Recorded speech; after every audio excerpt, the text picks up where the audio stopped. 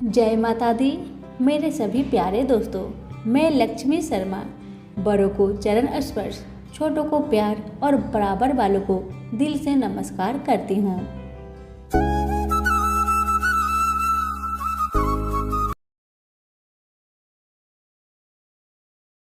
आज की वीडियो में आप सभी जानेंगे आमलकी एकादशी की पूजन विधि, महत्व और सुनेंगे कथा। वीडियो को पूरा देखिए। अगर अच्छी लगे तो लाइक और शेयर अवश्य करें। अब आइए जानते हैं आमलकी एकादशी यानी कि रंग भरी एकादशी की पूजन विधि के बारे में। आमलकी एकादशी में आंवले का विशेष महत्व है। इस दिन पूजन से लेकर भोजन तक हर कार्य में आंवले का उपयोग होता है। आमलकी एकादशी की पूजन विधि इस प्रकार है।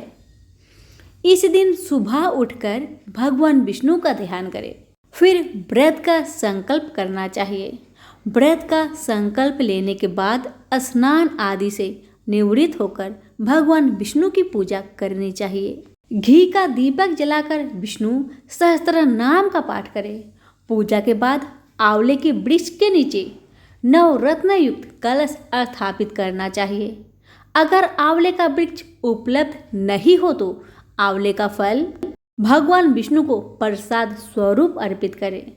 आंवले के वृक्ष का धूप, दीप, चंदन, रोली, पुष्प, अक्षत आदि से पूजन कर उसके नीचे किसी गरीब जरूरतमंद व्यक्ति की या ब्राह्मण को भोजन कराना चाहिए। अगले दिन यानी द्वादशी को स्नान कर भगवान विष्णु के पूजन के बाद जरूरतमंद व्यक्ति की या ब्राह्मण को कलश, वस्त्र और आंवला आदि दान करना चाहिए। इसके बाद भोजन ग्रहण कर उपवास खोलना चाहिए।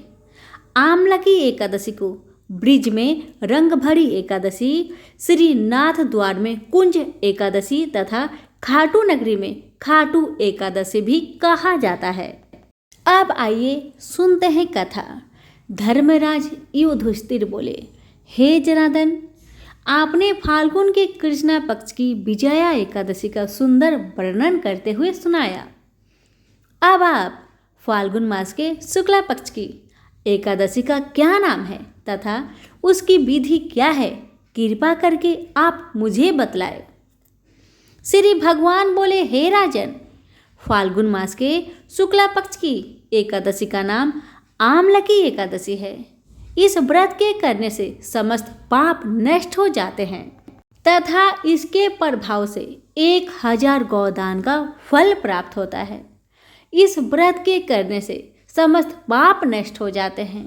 हे राजन, अब मैं आपको महर्षि वशिष्ठ जी द्वारा राजा मानधाता को सुनाई पौराणिक कथा के बारे में बताता हूँ। आप इसे ध्यान पूर्वक सुनिए। राजा मानधाता बोले कि हे वशिष्ठ जी, यदि आप मुझ पर कृपा करें तो किसी ऐसे व्रत की कथा कहिए जिससे मेरा कल्याण हो। महर्षि वशिष्ठ बोले कि हे राजन, सब व्रतों से उत्तम और अंत में मोक्ष को देने वाली आमलकी एकादशी के व्रत का मैं वर्णन करता हूँ। यह एकादशी फाल्गुन माह के शुक्ल पक्ष में होती है। प्राचीन समय में वैदिक नामक एक नगर था। उस नगर में ब्राह्मण, वैश्य, क्षत्रिय, शूद्र चारों वर्ण के लोग प्रसन्नता पूर्वक रहते थे। नगर में सदैव वेद ध्वनि गूंजा करती थी। उस नगरी में कोई भी पापी, दुराचारी, नास्तिक आदि न था। उस नगर में चैत्र रथ नामक चंद्रवंशी राजा राज्य करता था। वह उच्च कोटि का विद्वान तथा धार्मिक प्रवृत्ति का व्यक्ति था। उसे राज्य में कोई भी गरीब नहीं था और न ही कंजूस। उस राज्य के सभी लोग विष्णु भगवान के भक्त थे। वहाँ के छोटे बड़े सभी निवासी प्रत्येक एकादशी का उपवास करते थे। एक बार फाल्गुन माह के शुक्ला पक्ष की आमलकी नामक एकादशी आई।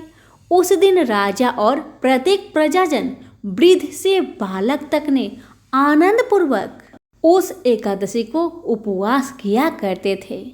राजा अपनी प्रजा के साथ मंदिर में आकर कलश स्थापित करके तथा धूप, दीप, नैवेद्य, पंचरत्न, छत्र आदि से धात्री का पूजन करने लगा। वे सब धात्री की इस प्रकार स्तुति करने लगे, हे धात्री, आप ब्रह्मा स्वरूपा है, आप ब्रह्मा जी द्वारा उत्पन्न हो और आप सभी पापों को नष्ट करने वाले हैं। आपको नमस्कार है, आप मेरा अर्घ्य स्वीकार करें। आप श्री रामचंद्र जी के द्वारा सम्मानित है। मैं आपसे प्रार्थना करता हूँ, मेरे सभी पापों का हरण करें। उस मंदिर में रात को सभी ने जागरण किया। रात के समय उस जगह एक बहेलिया आया। वह महापापी तथा दुराचारी था। अपने कुटुंब का पालन वह जीव हिंसा करके करता था। वह भूख प्यास से अत्यंत व्याकुल था। कुष्ठ भोजन पाने की इच्छा से वह मंदिर के कोने में बैठ गया। उस जगह बैठकर वह भगवान विष्णु की कथा तथा एकादशी महात्म्य सुनने लगा। इस प्रकार उस बहेलिया ने सारी रात अन्य लोगों के साथ जागरण कर व्यतीत किया। प्रातःकाल सभी लोग अपने अपने निवास पर चले गए।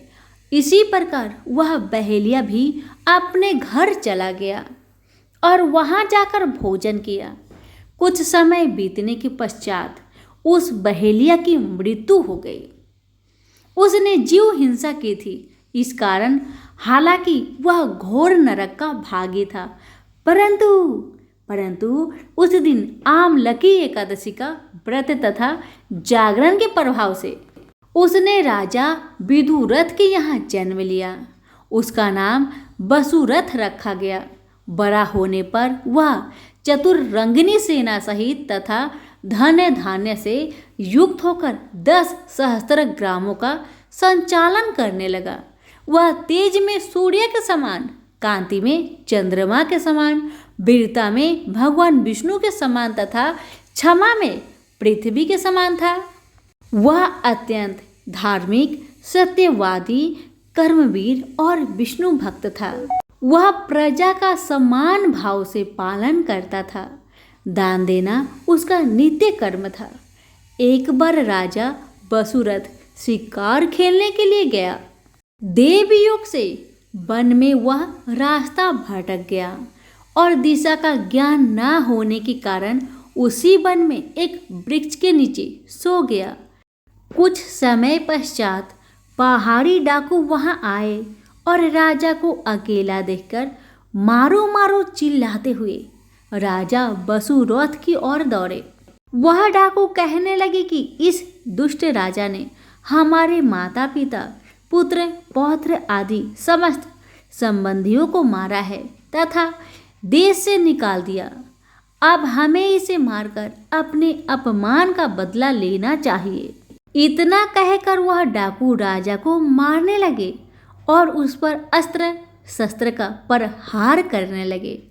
उन डाकुओं के अस्त्र शस्त्र राजा के शरीर पर लगते ही नष्ट हो जाते थे और राजा को पुष्प के समान प्रतीत होते थे।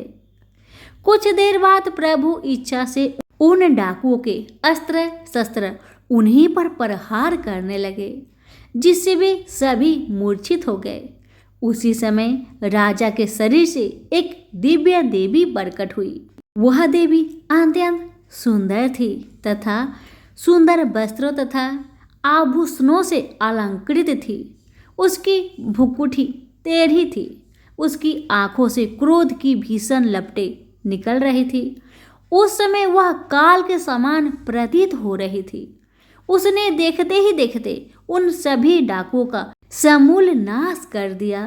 नींद से जागने पर राजा ने वहां अनेक डाकुओं को मृत देखा।